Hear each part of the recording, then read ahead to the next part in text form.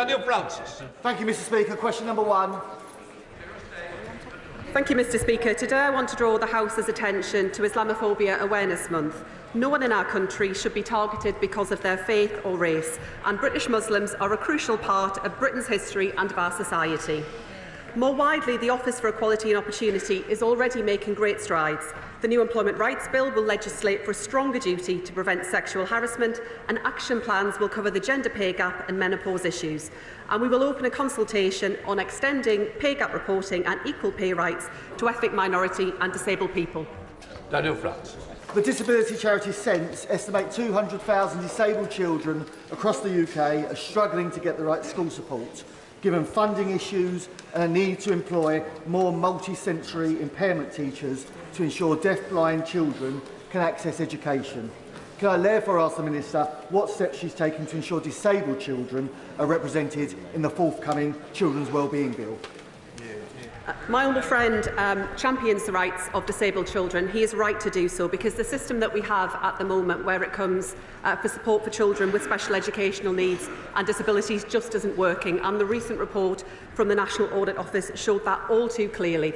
I'm determined, Mr. Speaker, to listen to parents, experts, charities and others to make sure that we reform the system to provide more timely intervention and support for children and families, and make sure that all children in our country are able to thrive. Secretary-Clerk Coutinho.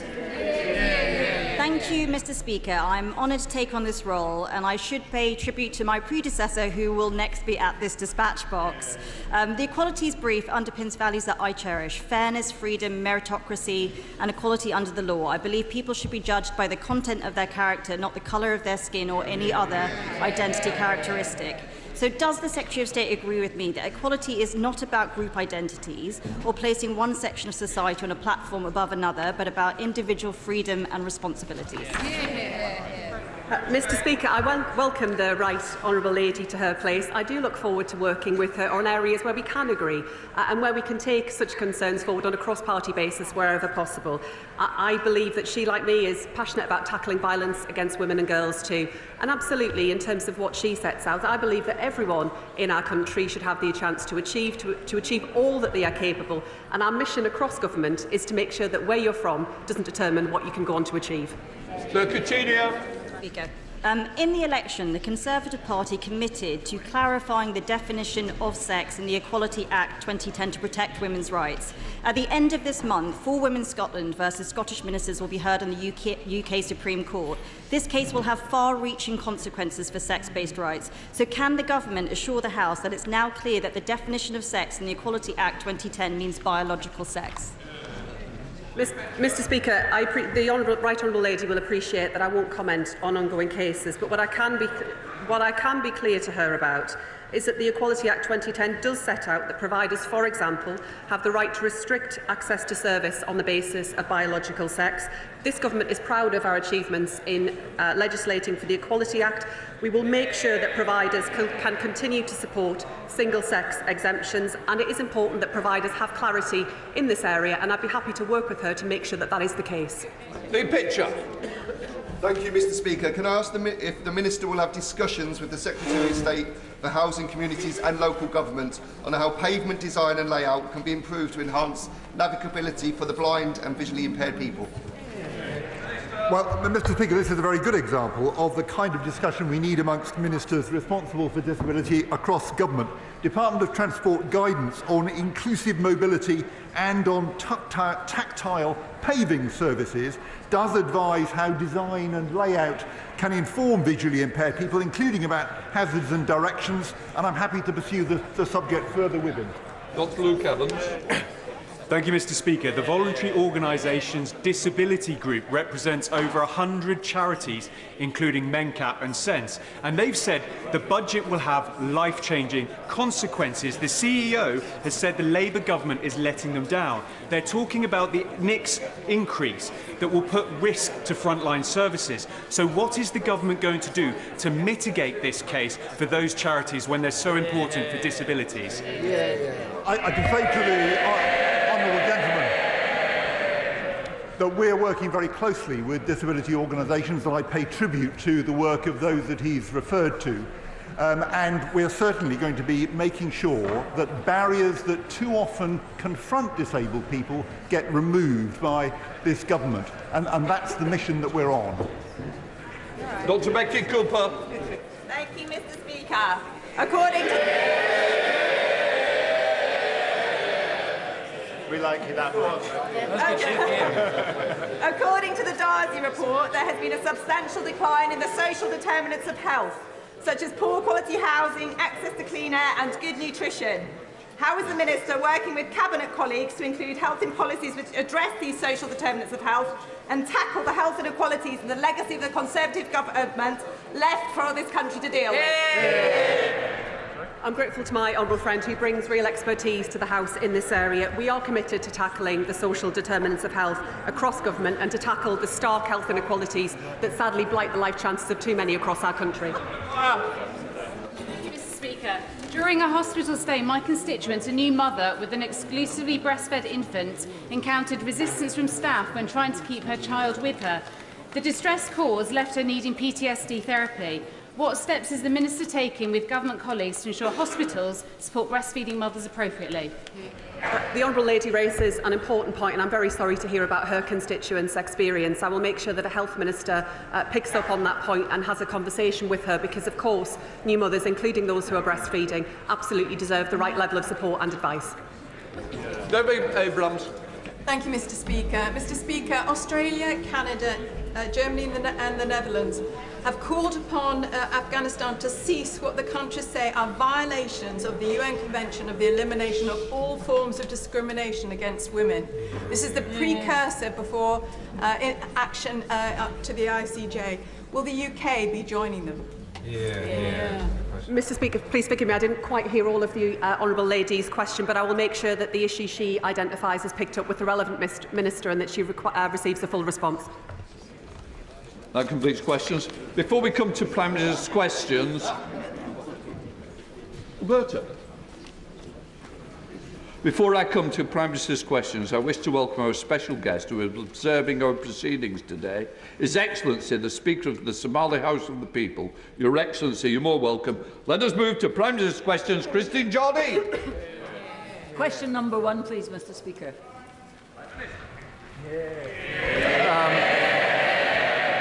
Mr. Speaker, on Monday I was honoured to join President Macron to mark Armistice Day in Paris, and together we paid tribute to the fallen of the First World War and all subsequent conflicts who made the ultimate sacrifice for the freedom that we enjoy today. Mr. Speaker, I also attended the COP summit. My focus, as ever, was on British energy security and the jobs of the future that should be with these shores, central issues of concern to people in this country. It is also Islamophobia Awareness Month, and I reaffirm our commitment to standing against discrimination and racism in all its forms. Mr. Speaker, this morning I had meetings with ministerial colleagues and others, in addition to my duties in this House. I shall have further such meetings later today. Christine Jolly. Thank you very much, Mr. Speaker. In the 2 weeks since the budget, I've been contacted by several GP practices in my constituency of Edinburgh West, including my own, I should say, with their genuine fears that the impact of the changes to National Insurance Employers' contribution will threaten their ability to continue to offer the public the health service at the standard they do at the moment. And they are far from the only ones struggling, particularly in the health and social care sectors. So can the Prime Minister tell me, or perhaps he and his Chancellor would like to come to my constituency and explain to those GPs, to charities and others, how they are meant to cope without extra support from the government?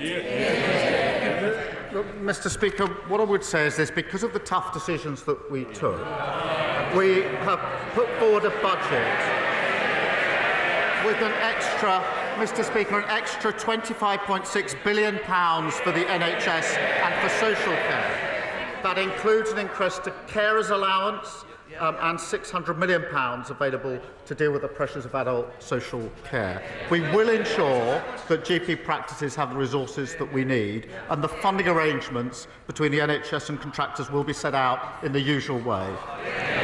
Lord Hatton. Mr. Speaker, Members have raised their concerns with a range of damaging policies pursued by the Leader of the Opposition. This includes voting against critical investment for our NHS, stating that maternity pay is excessive and the minimum wage a burden, and even backing harmful fracking when last in government. So is the Prime Minister aware of any attempt by the Leader of the Opposition to justify these dangerous positions which would cause untold damage to communities like mine in South Dorset? This government has given millions of people a pay rise of £1,400 by boosting them in minimum wage. We've strengthened parental leave with better rights for parents, got huge investment into our schools and NHS, and all of that whilst ensuring that pay slips of working people have not been affected. It's clear whose side we're on, the working people of this country. Now, I haven't heard the Leader of the Opposition clarify why she opposes all these things, but now is her chance. Leader of the Opposition, Kemi Bernal. Mr. Speaker, the Prime Minister can plant as many questions as is like with his backbenchers, but at the end of the day, I'm the one he has to face at the dispatch box. And I welcome him, Mr. Speaker. I welcome him back from... Mr. Speaker, I welcome the Prime Minister back from his trip to Azerbaijan, where he has unilaterally made commitments that will make life more experienced for everyone back home. Speaking of making life... Somebody's suggesting reading. I think if you notice, the Prime Minister also reads. So please get your... Leader of the Opposition. And, Mr. Speaker, I can pre-prepare my questions, but he needs to answer from his mind. Yes. Speaking of making life... Responsible for the answers. So he has made life more expensive with his unilateral commitments, but speaking of making life more expensive, will the Prime Minister confirm that he will keep the cap on council tax? Mr. Speaker, she talks of the trip to COP.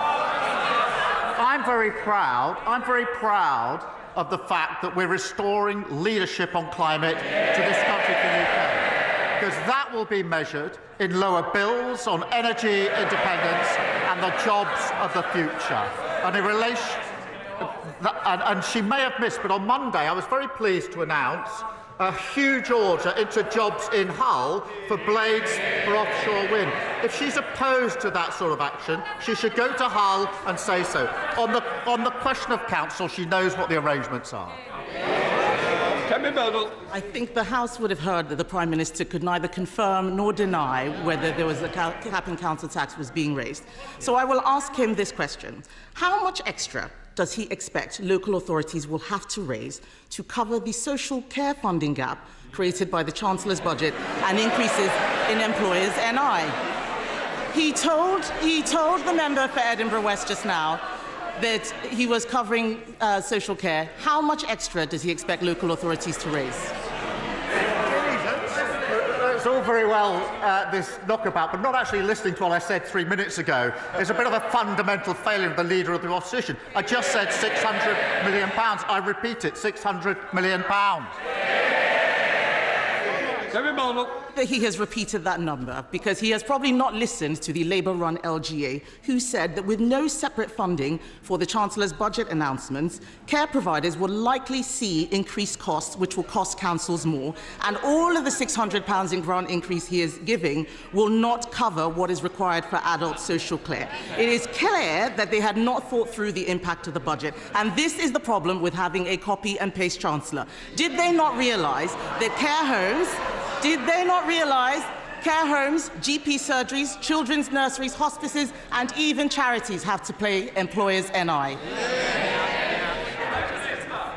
We have put more money into local authorities than they did in 14 years. An absolutely catastrophic state. We produced a budget which does not increase tax on working people, nothing in the payslip. Investing in our NHS, investing in our schools so every child can go as far as their talent will take them, investing in the houses of the future. If she's against those things, she should say so. Mr. Speaker, I'm not against any of those things. But, of course not. None of us are against any of those things. he has confirmed that he does not know what is going on. The Prime Minister probably does not realise that on Monday, the Ministry for Communities, Local Government and Housing revealed that councils will need to find an additional £2.4 billion in council tax next year. That's a lot more than £600 million. I know that he's been away, but did the Deputy Prime Minister, who runs that department, make him aware of their £2.4 billion black hole? So let me get this straight, Mr. Speaker. She doesn't want any of the measures in the budget, but she wants all the benefits. So the Magic Money Tree is back after 2 weeks in office. 2 weeks in office. They've learned absolutely nothing. We put forward a budget which takes the difficult decisions, fixing the £22 billion black hole that they left, investing in the future of our country. They say they want all of that, but they don't know how they're going to pay for it. Same old Tories. Mr. Speaker, even he has to admit that they fiddled the fiscal rules. The OBR has actually said that they don't recognise where the additional growth is going to come from.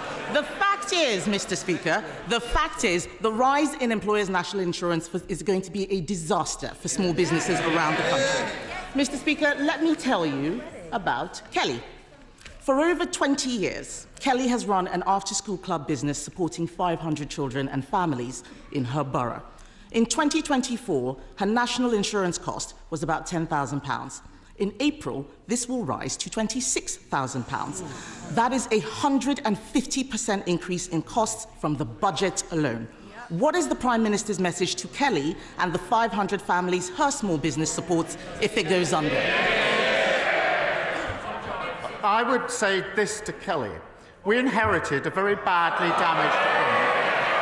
We inherited a £22 billion black hole, and we were not prepared to continue with the fiction. We stabilised... Oh, Ms Lopez, I'm sure I can expect better from you as a PPS as well, Prime Minister. I would say to Kelly, we are fixing the mess that we were left. We're investing in the future of our country. I would also say to her that the Leader of the Opposition, week 2, wants all the benefits from the budget, but has no way of saying how she's going to pay for it. Same old mistake over and over again. Mr. Speaker, he has nothing to offer except platitudes. And the fact is that they do not know what they're doing. Their ideological budget was designed to milk the private sector and hope nobody would notice. Now his cabinet ministers are all queuing up for public sector bailouts to his tax mess. If he is going to bail out the public sector, then can he tell us this? Does he think it is appropriate, as the Ministry for Housing has done, to approve a 4-day week for councils that is not flexible working, but is actually part-time work for full-time pay? Questions based on what we're actually doing are usually better than fantasy questions made up. Mr. Speaker, what did they deliver in 14 years? Low growth, stagnant economy, a disastrous mini-budget, a £22 billion pack hole. And now she wants to give me advice on running the economy. I don't want to be rude, but no, thank you very much.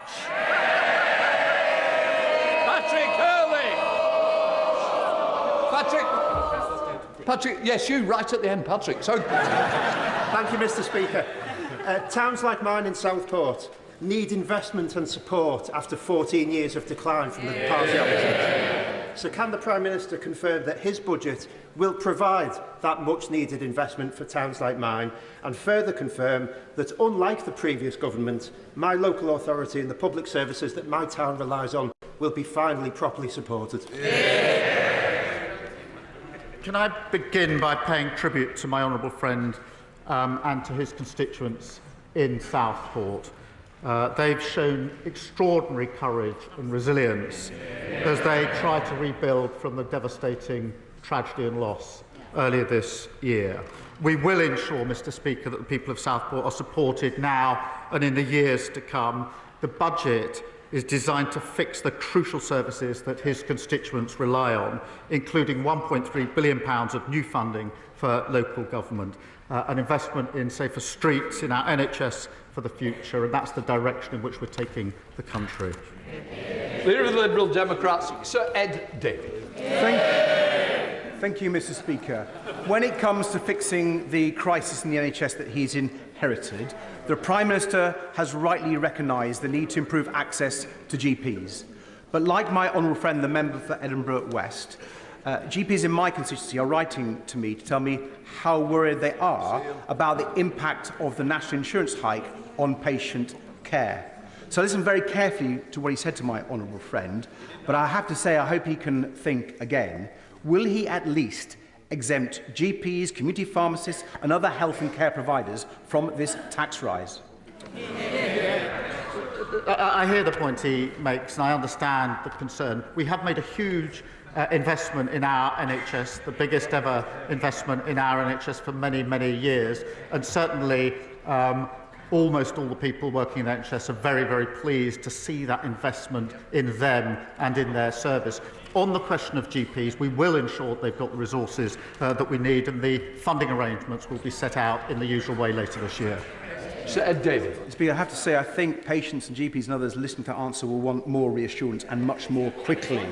But if I may turn to the war in Ukraine, Mr. Speaker, a senior advisor to President-elect Trump, Donald Trump Jr., has shared a post on Instagram that declares that President Zelensky will soon, within the next few weeks, lose his allowance. If the Trump administration does withdraw support from our brave Ukrainian allies, will the UK and Europe step up to fill the gap? Will he seize frozen Russian assets, not just the interest, but the assets underlying that, so we can fund a huge boost to the Ukrainian forces in their fight against Putin's war machine? Mr. Speaker, as he knows, we've been resolute and strong in our support for Ukraine in the face of Russian aggression, and I have been speaking, as he will know, in recent weeks with other leaders about how we put Ukraine in the best and strongest possible position at this time, and I'll continue those discussions. Thank you. David Bent. Thank you, Mr. Speaker. Child poverty is a national scandal. In St Helens North, it increased by over 50% under the previous government. Does the Prime Minister agree with me that we need to address this, ideally cross-party? And if so, does he share my concern that the Conservatives have opposed actions we're taking with the budget, employment rights, housing and more, not to mention their leader's comments on maternity pay, which suggest they just don't get what working families and their children need? My honourable friend is absolutely right. Under the party opposite, we saw child poverty increase by 700,000. This was a budget that not only invests in our NHS and our schools, but also ensures that working people won't face a penny extra in their pay slips or at the petrol pump. But because it came to tough decisions on tax, we haven't touched national insurance, income tax or VAT, just as we promised on working people. We also gave 3 million of the lowest paid a pay rise, something which the party opposite seems to be opposing. Thank you. Gavin Robinson. Prime Minister, Lebanon is in crisis and my constituent Catherine Flanagan is in despair. Her 3-year-old son, David Nally, has been out of her care for the last 2 years. The Belfast High Court has indicated that he should be returned to his mother, and they have issued a bench warrant for the arrest of his father. But when she fled domestic violence in Beirut, she got no help or assistance from the UK Embassy. And when she has sought assistance from the Foreign and Commonwealth Office to be returned with her son, to see her son again, and this British citizen come back to the UK, she has not received the assistance that she or I in our community expect she should.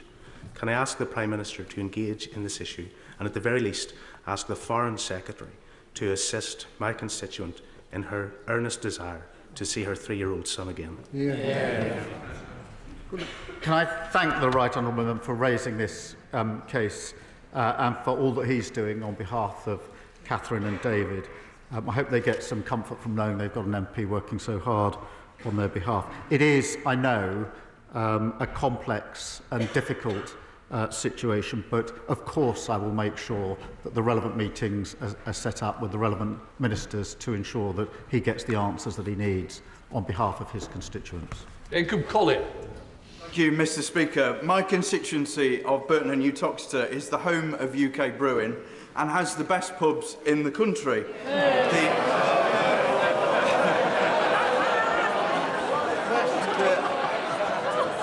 The Prime Minister is welcome to join me for a pint in sampling the very best beer in the world. As this government looks to reform business rates and consult on the changes, will the Prime Minister commit to ensuring that pubs and hospitality have a seat at the table?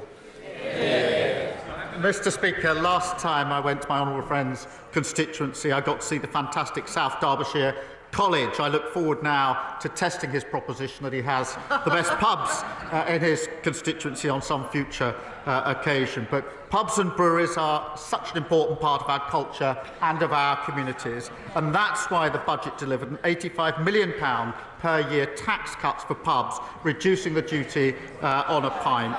We also delivered a 40% relief on business rates for next year and permanently lowering them for the year after. We're protecting small businesses by more than doubling the employer allowance to £10,500. Thanks to Neil Shastrey-Hurst. In the past week, there have been reports of more schools who are slated for closure as a direct consequence of the Prime Minister's ideologically driven policy to introduce VAT on school fees and increase national insurance contributions. This will be a pattern seen up and down the country and will lead to staff being unemployed and pupils and parents being cast adrift. Will the Prime Minister do the decent thing and abandon this policy and apologise to those affected?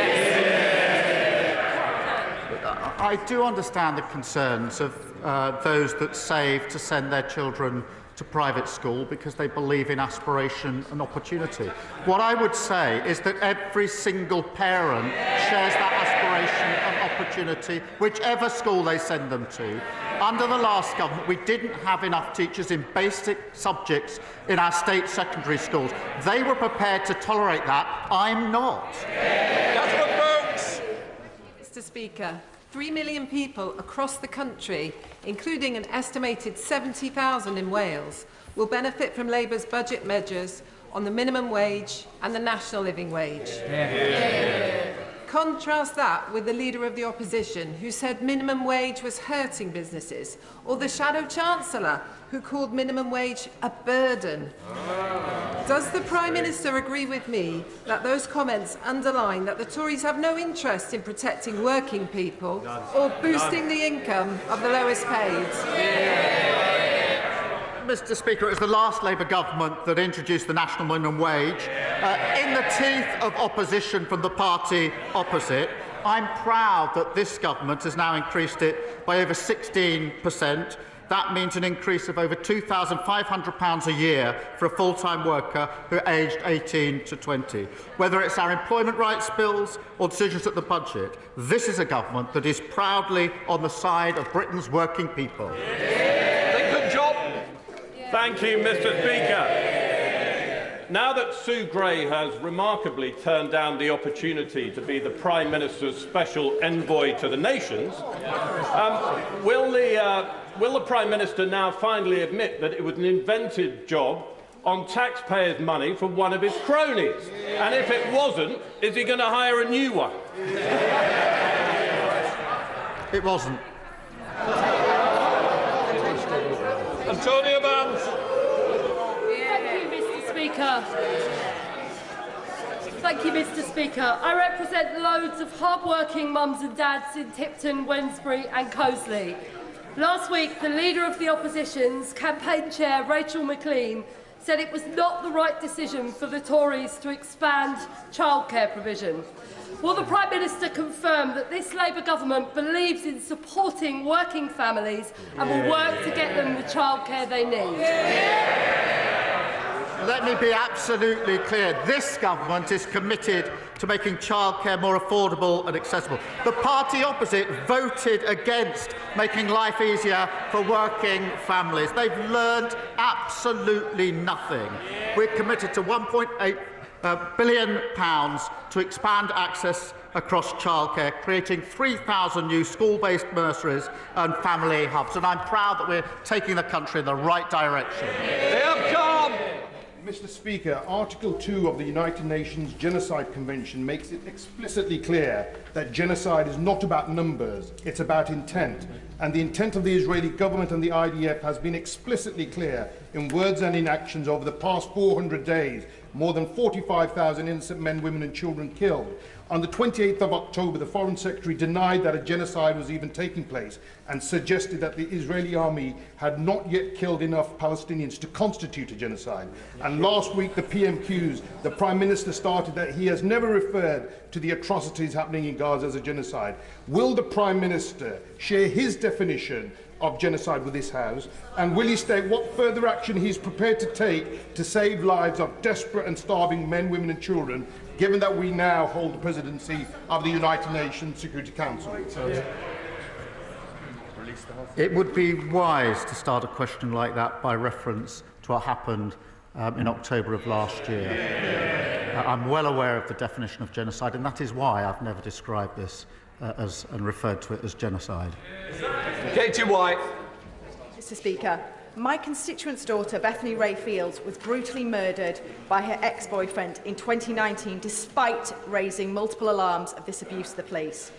Bethany's mother, Pauline, travelled down to Parliament this week to bring her case to the Minister. Does the Prime Minister agree with Pauline that more needs to be done to shift the culture towards believing and reacting fast to victims when they sound the alarm of concern as one way to reduce violence against women and girls? What happened to Bethany is appalling. My thoughts, as I'm sure the whole House, is with her families. We do need a culture shift here, and we have committed to halving violence against women and girls in a decade. No government has ever made that commitment before. I hope that can be something which is shared across the House, because this is so important, and it starts with that central question of belief and confidence. For every woman or young woman who comes forward, there are probably about 9 who never have the confidence to come forward, and that starts with belief and the culture that we put in place, and we're committed to that. And I invite the whole House to join us on that mission to halve violence against women and girls. Nigel Farage. Thank you, Mr. Speaker. I'm sure the Prime Minister and the whole House would wish to congratulate Donald Trump on his landslide victory last week.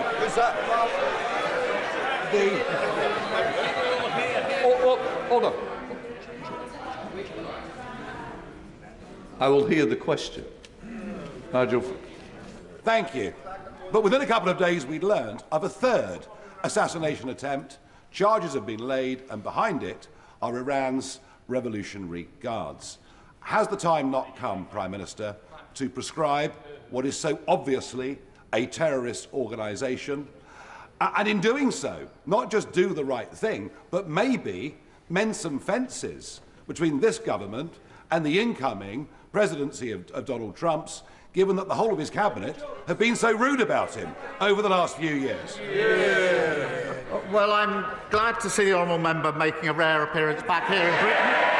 He spent so much time in America recently. I was half expecting to see him on the immigration statistics when we see the next batch. But he may have missed. I did congratulate the incoming president last week. And we will work with him. The point he makes about Iran is a very serious point, and we will work across the House and with our allies on it. Obviously, on question of prescription, we keep them under review. Thank you. Afzal Khan. Thank you, Mr. Speaker.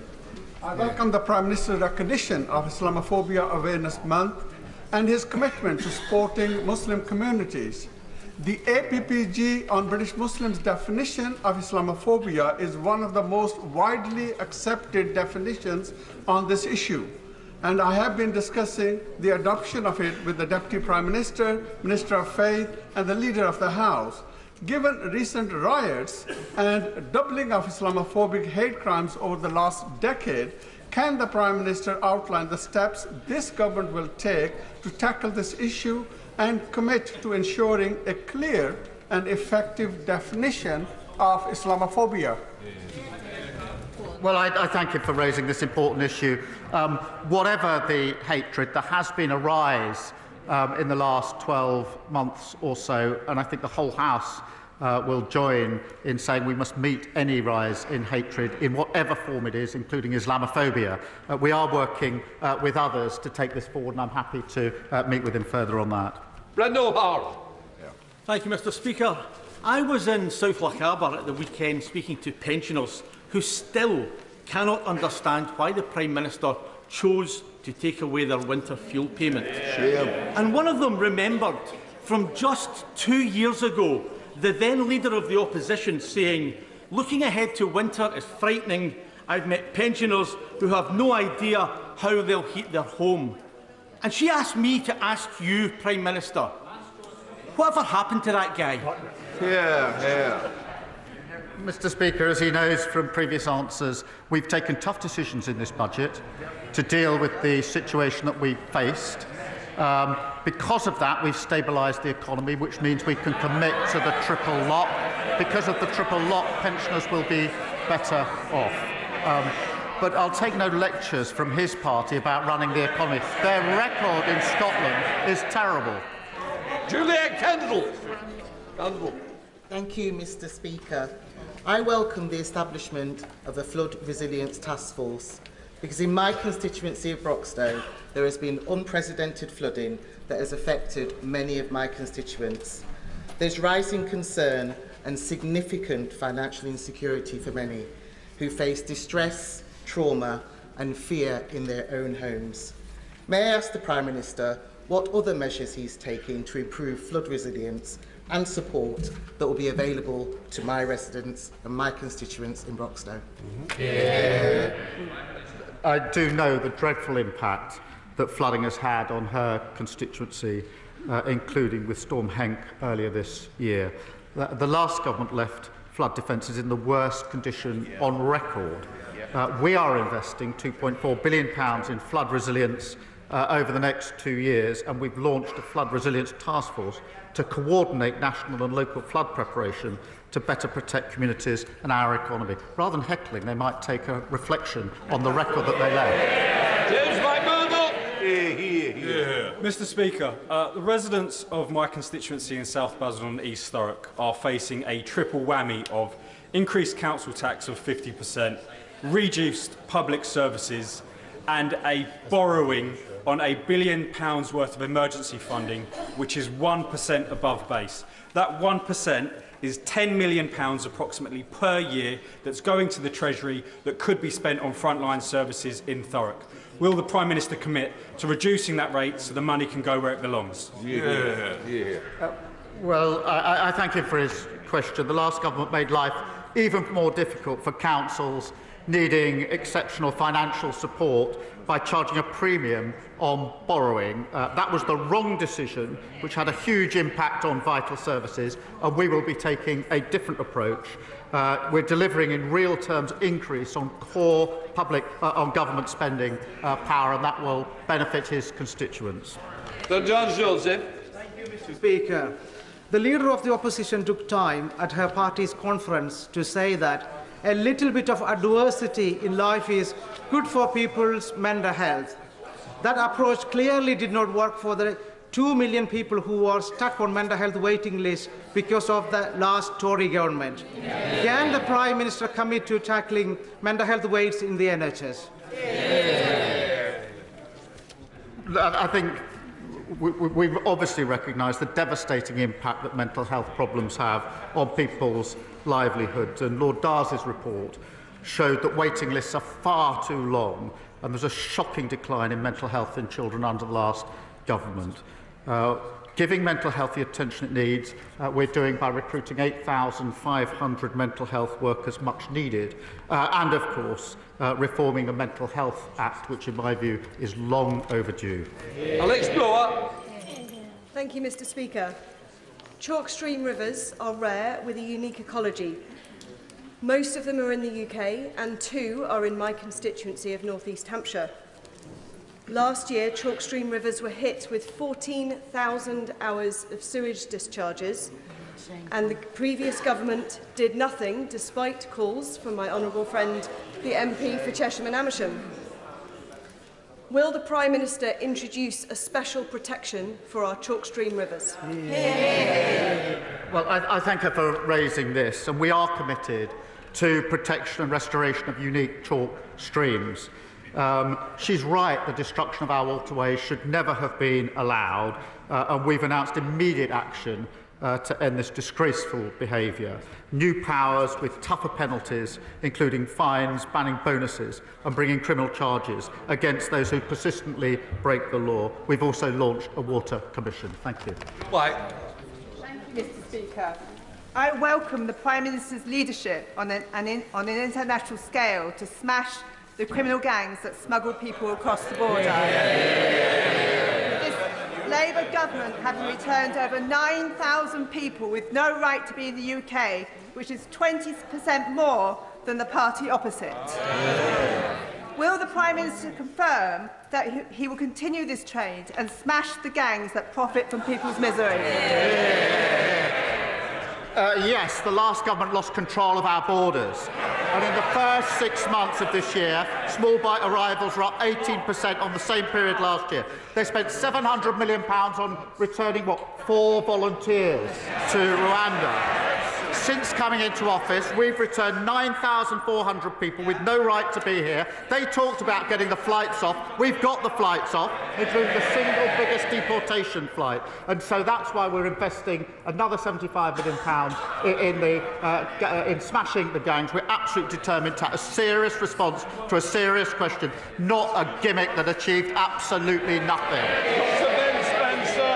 Thank you, Mr. Speaker. Ensuring every child has access to a great education, I'm sure, is a priority for all across this House, and I welcome the announcements for extra funding for children with SEND at the budget.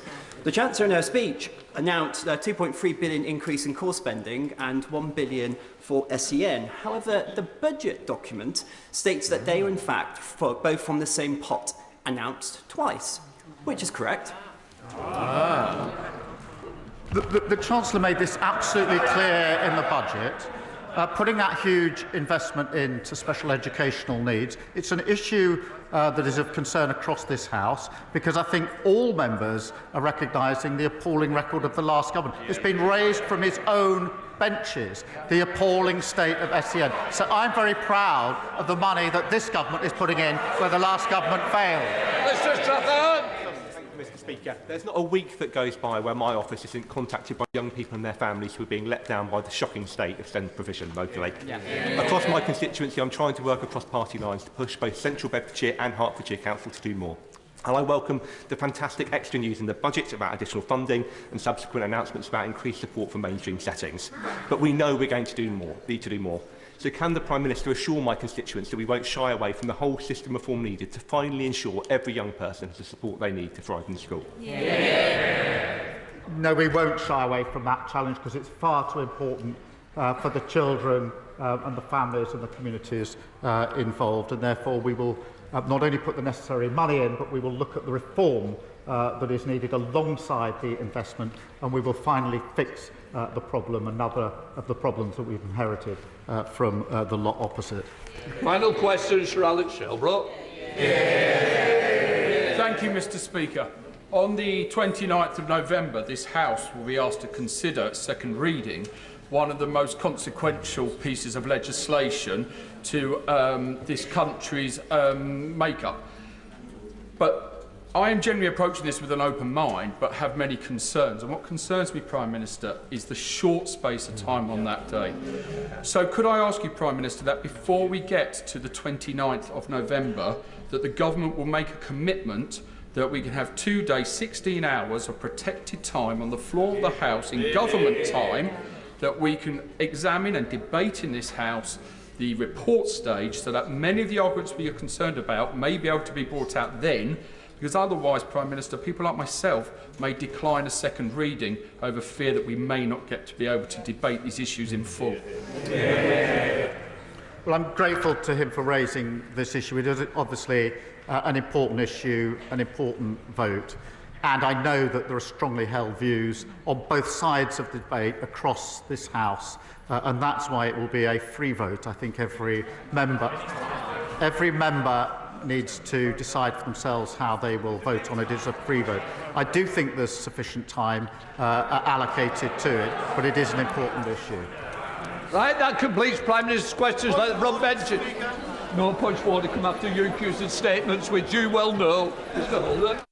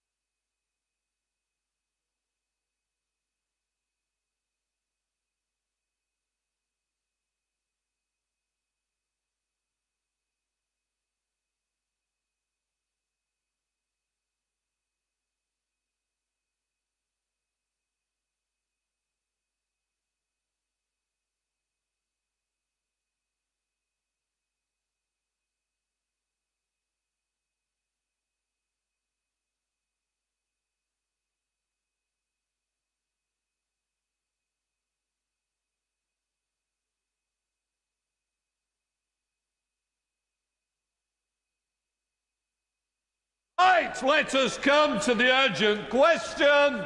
Nigel Farage. To ask the Secretary for Foreign, Commonwealth and Development Affairs what the latest update is on the transfer of sovereignty of the Chagos Islands from the United Kingdom to Mauritius. Minister. Well, thank you, Mr. Speaker, and can I thank the honourable gentleman for his question. Following 2 years of negotiation under 3 Prime Ministers, on the 3rd of October, this government secured a deal that will protect the secure operation of the UK-US base on Diego Garcia well into the next century. This government inherited a situation where this future was under threat. International courts were reaching judgments on the basis that Mauritius had sovereignty over the Chagos archipelago. International organisations were also taking steps, Mr. Speaker, not to undermine Mauritian sovereignty claims. This was not sustainable. The base, Mr. Speaker, on Diego Garcia plays a critical role in countering an array of threats to regional and international security. Without legal certainty, Mr. Speaker, the base simply cannot operate effectively. Continued uncertainty would be a gift to our adversaries. This is why the agreement has been welcomed by all parts of the US system and by other critical regional security partners, including India. Agreeing this deal now on our terms, Mr. Speaker, means we've been able to secure strong protections that will allow the base to operate as it has done. We've secured a deal that protects our national interests, respects the interests of our partners and upholds the international rule of law. There will be clear commitments, Mr. Speaker, in the treaty for robust security arrangements, including preventing the presence of foreign security forces on the outer islands, ensuring that the base can continue to operate securely and effectively. We would not, Mr. Speaker, have signed off an agreement that compromised any of our security interests or those of our allies. And this agreement will be underpinned by a financial settlement that is acceptable to both sides and will underpin a strong long-term partnership with Mauritius. This was crucial to securing the agreement, Mr. Speaker. This government will not scrimp on our national security. However, I am sure the House will understand, Mr. Speaker, that it is not normal practice for the UK to reveal the value of payments for military bases anywhere across the globe, because to do that would put them at risk of their future secure operations. The deal, Mr. Speaker, will also deliver benefits for the Chagosian community who were removed from the islands in the 1960s and 1970s. And I know that the whole House have already and will again join with me in expressing regret for that shameful episode. Mauritius will now be able to implement a programme of resettlement to the islands other than Diego Garcia, and we will work together to start a programme of visits for Chagosians to all of the islands. And the UK will finance a new trust fund for Mauritius to support Chagosians and provide additional government support to those living in the UK. All Chagosians will, of course, remain eligible for British citizenship and free to make their homes in the UK. We will work, Mr. Speaker, with Mauritius to ensure the continued protection of the island's unique environment, with the shared objective of securing and protecting one of the world's most important marine environments, and this will include the establishment of a Mauritian Marine Protected Area. This agreement, Mr. Speaker, also shuts down the possibility of the Indian Ocean being used as a dangerous illegal migration route to the UK, with Mauritius taking responsibility for any future arrivals. Mr Speaker, the long-term protection on the base on Diego Garcia has been the shared UK and US priority throughout. This agreement secures its future. We look forward to engaging with the incoming US administration.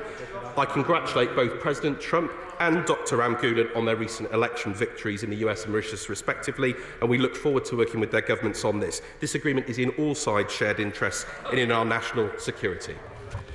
Nigel Farage. Thank you, Mr Speaker. Mauritius has no legal or historical claim to the sovereignty of a group of islands that are 1,300 miles away from where it is, nor does, from the International Court, it was purely an advisory opinion. There is no legal reason why we have to do any of this.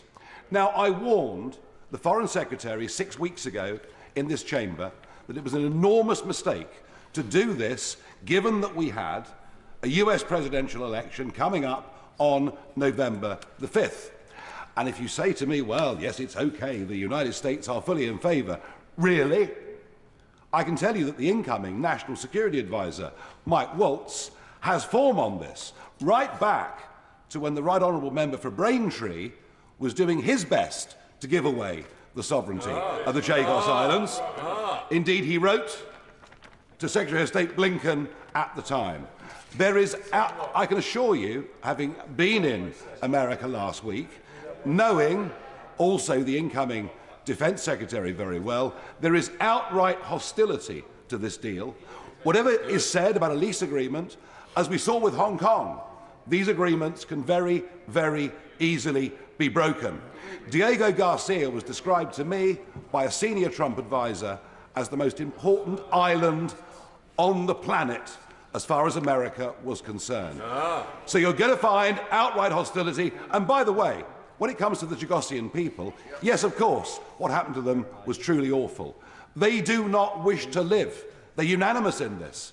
They do not wish to live under Mauritian rule. They want to live under British rule because they actually trust us. There is no basis for this agreement to continue as it is, and if you do, you'll be at conflict with a country without which we would be defenceless. Well, thank you, Mr Speaker. I'm afraid, obviously, I fundamentally disagree with what the honourable gentleman has had to say. Let me be absolutely clear. This government inherited a situation where the long-term secure operation of this crucial military base, he is right on that one point, was under threat. International courts were reaching judgments, international organisations were taking steps not to undermine Mauritian sovereignty, and this threatened the secure and effective operation of the base. And in the absence of a negotiated solution, a legally binding decision against the UK seemed inevitable. This would have threatened the secure and effective operation of the base, and that was not sustainable. I note the comments he makes regarding the incoming US administration. We're looking very forward to working with them, and I'm sure that they will be being briefed on the full detail of this deal. And I am confident, Mr Speaker, that the details of this arrangement will allay any concerns. We would have not entered into any such arrangement in the first place. Mr Francois, I welcome you back to the front bench, but I don't welcome you back to shout from it continuously. Do we understand that we need calm? This is an important debate, so I don't want the rhetoric coming from the Minister. Mr Speaker, I've known the honourable gentleman a long time, and he knows he can come and speak to me at any point. No, absolutely, Mr Speaker, but he can come and speak to me about these matters at any point. Mr Speaker, we were very, very clear. The US administration that's incoming, we will be working very closely. We're working closely with the current US administration. This had support across the national security apparatus of the United States. We would never have entered into an arrangement. And indeed, of course, the previous government recognised the threats to the long-term operation of this base, which is why they started the negotiations in the first place. But it was this government that did the deal. Diego Garcia is absolutely important, but it is not at risk. It is more secure as a result of this deal. So what he is suggesting is simply not the case. He mentions the Chagosians. We all agree what happened to them in the past was completely wrong and shameful. That's been agreed on all sides of the House. I've engaged with the Chagosian community on a number of occasions. He will also recognise, Mr Speaker, that there are a range of views across the Chagosian community, including those who support this deal. But we've made sure that their interests are at the heart of this arrangement, whether it's in the trust fund, whether it's in the unilateral arrangements that we will do, the continued commitments to UK citizenship for Chagosians, and, of course, their ability to return, Mr Speaker, in terms of visits to all the islands and to a part of a resettlement programme that Mauritius will restart as a part of this treaty. So I am confident this deal is the right thing for our national security, it's the right thing for the Chagosian community, and it's the right thing for our allies and partners. We heard representations from the Honourable Member for Clacton about upholding international law.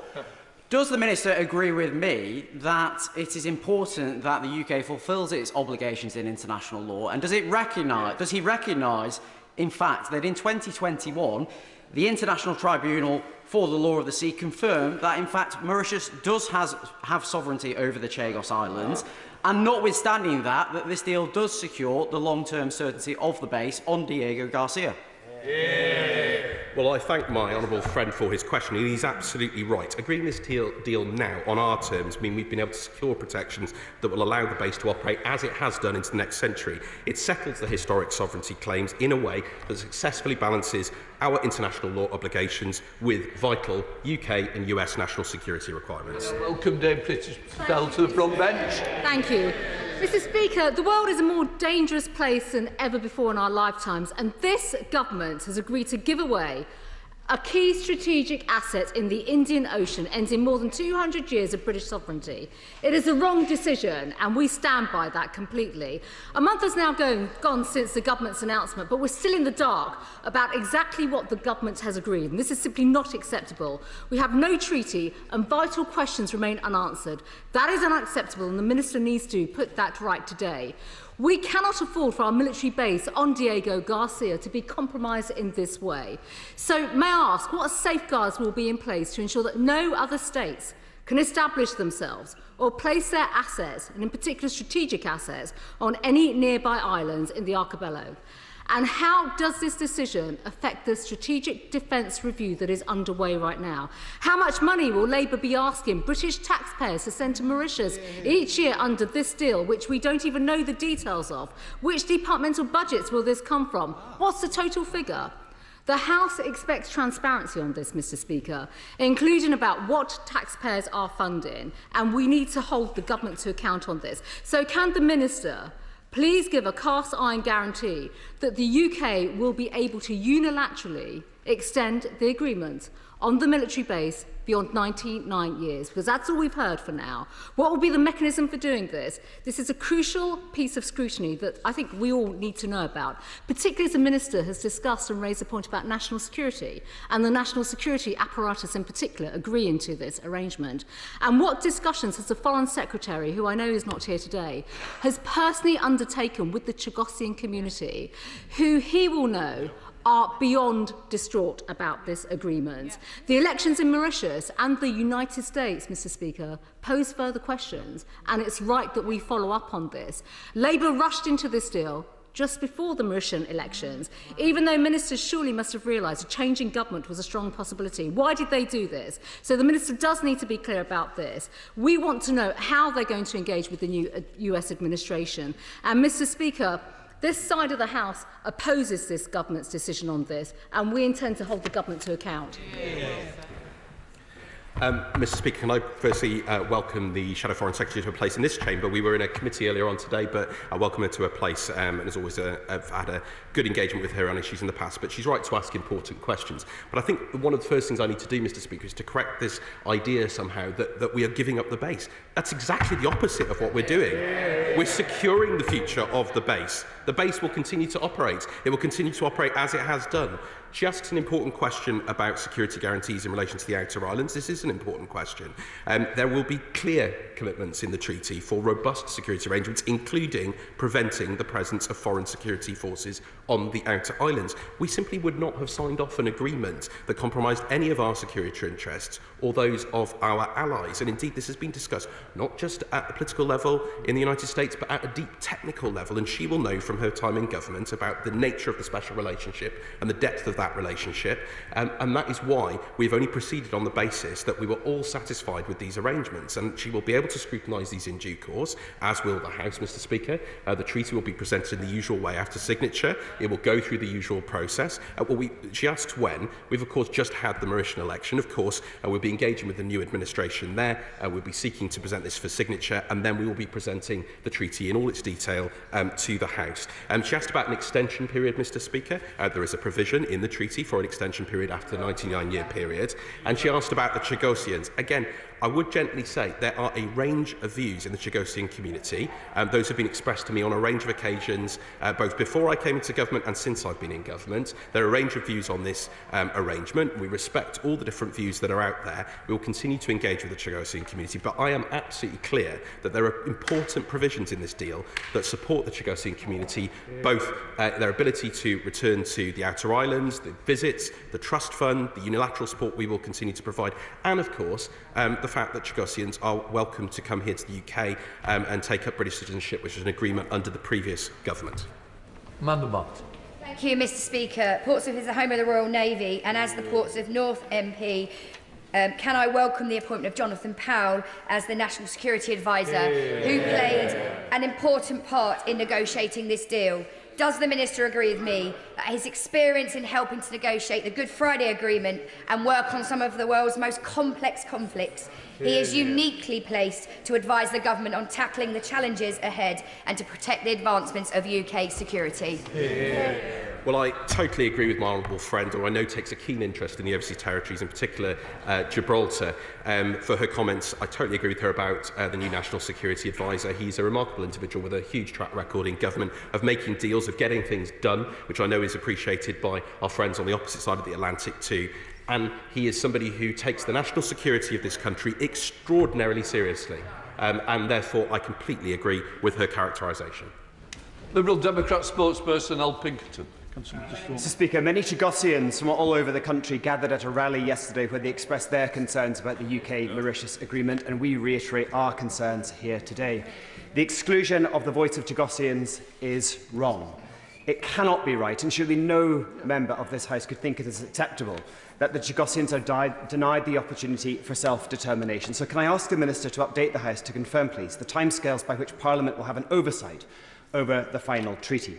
Will the Minister also look again at injecting the voice of Chagosians into this process, even at this late stage, please?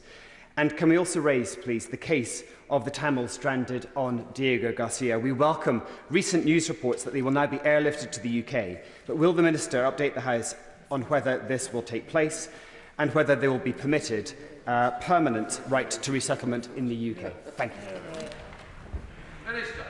Well, Mr Speaker, I thank the honourable gentleman speaking for the Liberal Democrats for his questions. I know the future of the islands is hugely important to the Chagosian community. I've engaged with the Chagosian community over many, many years, and since I've been in government too. And we have always been clear, Mr Speaker, on the importance of respecting their interests.